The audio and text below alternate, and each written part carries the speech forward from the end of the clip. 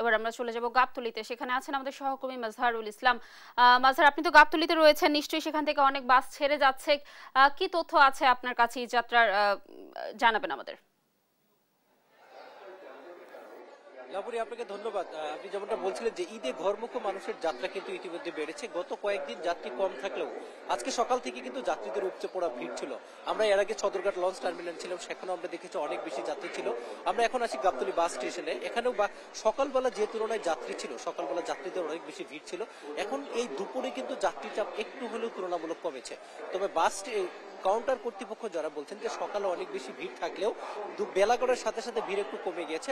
তবে তারা ধারণা করছেন যে বিকেলে আবার যাত্রী চাপ বাড়বে, অর্থাৎ দুপুরে রোদ্রের কারণে যাত্রী চাপ কিছুটা হলেও কমে গেছে। আপনি জানেন যে ঈদকে কেন্দ্র করে ঘরমুখী মানুষের ঢল কিন্তু আরো আগে শুরু হলো, গত কালকে থেকে আজকে পর্যন্ত ঢল একটু বেড়েছে। আমরা এখানে একটু কথা বলে রাখি যে টিকিট নিয়ে এক ধরনের হাহাকার চলছে এখানে। অনেক মানুষ যারা আগে টিকিট কাটেননি, অর্থাৎ তারা এখানে এসে টিকিট পাচ্ছেন না। আরেকটা অভিযোগ আছে যাত্রীদের যে টিকিটের দাম বেশি নেওয়া হচ্ছে। যেমন এখানে গাবতলী বাস স্টেশন থেকে নর্মালি উত্তর এবং দক্ষিণবঙ্গগামী বাসগুলো যায়, এখানে কিন্তু যাত্রীরা ভাড়া বেশি নেওয়ার অভিযোগ করছেন। তবে কাউন্টারগুলো বলছে তাদের কাছে পর্যাপ্ত টিকিট নেই। আমরা যদি এখানে কাউন্টারের সাথে কথা বলি, সকালে ছিল, এখন নাই।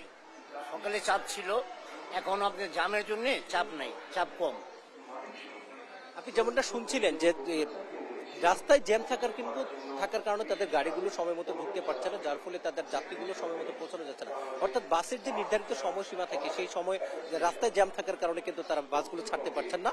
সব মিলিয়ে যে মানুষগুলো আগে টিকিট কাটেনি তারা এসে এখানে টিকিট পাচ্ছেন না, তারা টিকিট বিড়ম্বনায় পড়েছেন। আরেকটা বিড়ম্বনা হচ্ছে যে কিছু ক্ষেত্রে তাদের কাছ থেকে ভাড়াও বেশি নেওয়া হচ্ছে।